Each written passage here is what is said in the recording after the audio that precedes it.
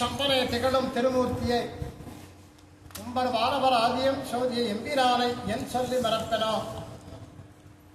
நான் இந்த திவ்ய தேசத்தை என்ன சொல்லி மறக்க முடியும்? ஆழ்வாருடைய மங்களாசாசனம். இந்த கஷேத்திரத்துக்கு வாமன கஷேத்திரம்.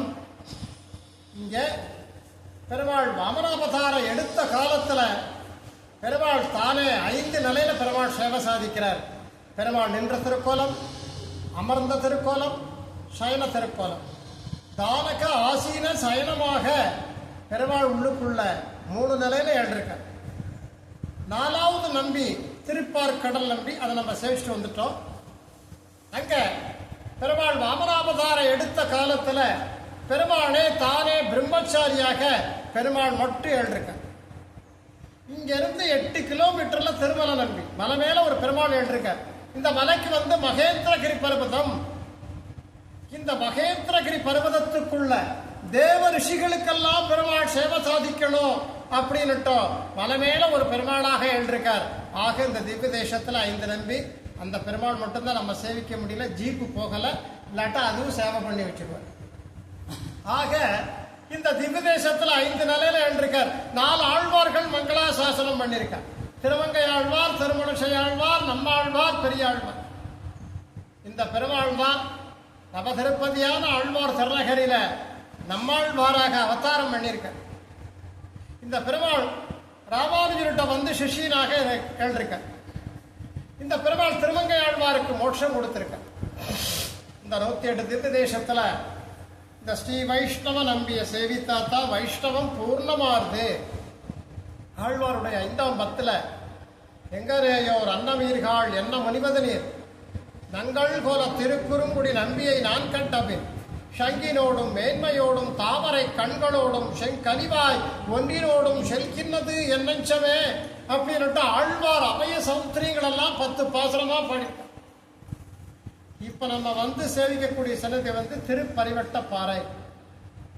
இன்னைக்கு நம்மளோட வைஷ்ணவ சம்பிரதாயத்திலேயே ராமானுஷர்னு ஒருவர் இல்லைன்னா ஸ்ரீ வைஷ்ணவமே கிடையாது. எம்பெருமானார் திருவனந்தபுரத்தில் எழுதி கேரளாவில் வைஷ்ணவத்தெல்லாம் பிரபல்யப்படுத்தணும் அப்படின்ட்டு திருவனந்தபுரம் எழுதிருக்கார். இந்த மலைக்கு பின்னால திருவனந்தபுரம் கேரளா. அங்க ராமானுஜரால வைஷ்ணவத்தை பிரபல்யப்படுத்த முடியல. ஏன்? அங்க நம்பூதியுடைய ஆதிக்கங்கள் ஜாஸ்தி கேரளாவில்.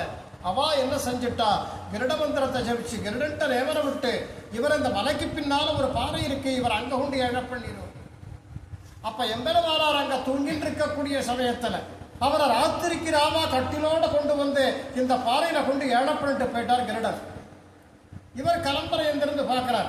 நம்ம திருவனந்தபுரத்துல ஏழி வைஷ்ணவத்தெல்லாம் பிரபல்யப்படுத்த வந்தவே, இது என்ன 2 பக்கமும் நதியாக இருக்கு, ஒரு பாறை மேல ஏழ்றிக்கமே அப்படின்னு ராமானுஜருடைய சிஷ்யன் வடுக நம்பி அவர் தன்னுடைய சிஷ்யனை கூப்பிடுறார். வடுகா அப்படின்ட்டு கூப்பிடுறார். அவன் திருவனந்தபுரத்துல கட்டில கீழே படுத்துட்டு இருக்கான். எம்பெருமானார மட்டும்தான் இங்க ஏழப்பண்ண வந்திருக்கான். வடுகான்னு கூப்பிட்ட உடனே பெருமாள் பார்க்கிறார், இதுதான் நமக்கு தக்க சமயம், அடியேன் அப்படின்ட்டு வடுகன் ரூபத்துல ஏழி ராமானுஷருக்கு வடுக நம்பி என்ன கைக்கரியம் பண்ணுவானோ பெருமாள் இங்க பண்ணிட்டு. நம்மளோட வைஷ்ணவ சம்பிரதாயம் அப்படி ஆச்சாரியன் பெருமாளுக்கு கைக்கரியம் பண்ணலாம். ஆனா ஒரு பெருமாள் ஒரு ஆச்சாரியன்ட்ட கைக்கரியம் பண்ணணும்னா அதுல ஒரு காரணம் இல்லாம இருக்கா. எம்பெருமானார் இருந்த ஆத்தங்கரையில தீர்த்தம் ஆடிட்டோ எல்லாரும் கீழே இறங்கி சேவிச்சாலே அந்த பாறையில உட்காந்து திருமண் காப்பு சாத்திக்கிறார். எப்பவுமே தான் இட்டு தன்னுடைய மீதி சேஷ திருமண் காப்ப அவருடைய சிஷ்யன் வடுக நம்பிக்கை என்ற பழக்கம் உண்டு.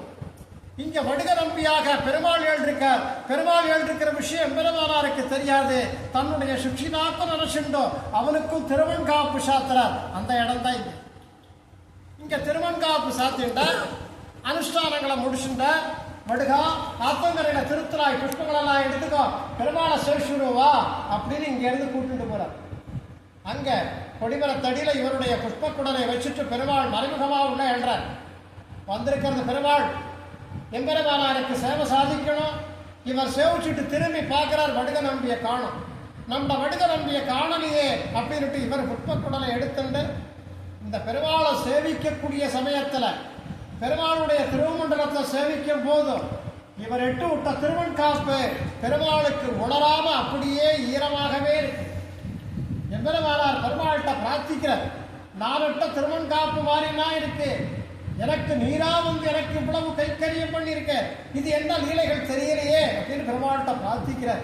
உடனே பெருமாள் சொல்றார், நான் லோகத்துல எல்லா அவதாரம் எடுத்து காமிச்சேனே, ராமாவதாரம், கிருஷ்ணாவதாரம், கல்கி அவதாரம், எல்லா அவதாரங்களும் நான் லோகத்துல எடுத்து காமிச்சிட்டேன்.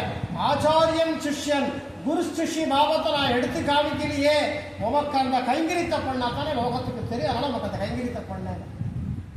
உடனே ராமானுஜர் பெருமாள்கிட்ட சொல்றார், கேட்கும் கிரமத்தில் கேட்டா சொல்லும் கிரமத்தில் சொல்றேன். நீர் நின்றுருக்கேன், நானும் நின்றுருக்கேன், நீர் கேட்கும் கிரமத்துல கேளும், சொல்லும் கிரமத்தில் சொல்றேன். உடனே பெருமாள் பார்க்கிறார், எம்பெருமானார் உட்காரத்துக்கு சிம்மாசனம் கொடுக்கிறார். இன்னும் பெருமாள் பக்கத்துல இருக்கு.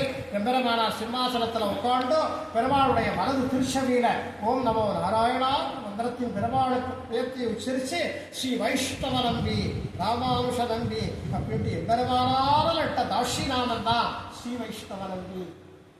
ரெண்டாவது திவ்யதேசத்துக்கு தட்சண பத்ரிகாசமத்திர நாராயணன் அருணக்கு உபதேசமும் தட்சிண பத்ரிகன் நரன் நாராயணனுக்கு உபதேசம். இந்த திருப்பரிவட்ட பாறை அப்படின்னு எதற்காக பேர் வந்ததுன்னா, எம்பெருமானார் தீர்த்தமாடி அவருடைய காஷாய வசனங்கள் எல்லாம் அழகா தோஷி உணர்த்திடாத வந்திருக்கிறது. பெருமாள் எம்பெருமானாருடைய பரிவட்டங்கள்லாம் வாங்கி இந்த பாறையில தோஷி உணர்த்தினார். திருப்பரிவட்ட பாறை. 2 பேர் ஆச்சாரியனை பிடிச்சிட்டார். ரங்கநாதன் மணவாள மாமணி ஆச்சாரியனா பிடிச்சிட்டார். திருக்குறுங்குடி நம்பி எம்பெருமானார் ஆச்சாரியனா பிடிச்சிட்டார். 2 பேருக்கு ஆச்சாரியன் சம்பந்தம். திருமங்கையாழ்வாருடைய மோட்சசலம் நம்ம சேவிச்சுட்டு வந்தோம். ஃபர்ஸ்ட் ஆழ்வார்கள்லையே இன்றைக்கு கடைசி ஆழ்வார் திருமங்கையாழ்வார். அவர் இல்லைன்னா ஒரு திவ்யதேசம் கிடையாது.